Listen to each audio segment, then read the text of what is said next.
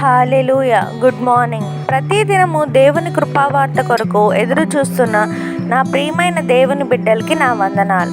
ఈ దినము పరిశుద్ధాత్మ దేవుడు జీవ గ్రంథంలో నుండి మన కొరకు ఇచ్చిన వాగ్దానం కీర్తనలు గ్రంథము 81వ అధ్యాయం 10వ వచనం. ఐగుప్తీయుల దేశంలో నుండి నిన్ను రప్పించిన నీ దేవుడు నగు యెహోవాను నేనే. నీ నోరు బాగుగా తెరువుము, నేను దాన్ని నింపెదను. Amen. Verse of the day, Psalms chapter 81 verse 10. I am the Lord your God who brought you up out of the land of Egypt. Open your mouth wide and I will fill it. Amen.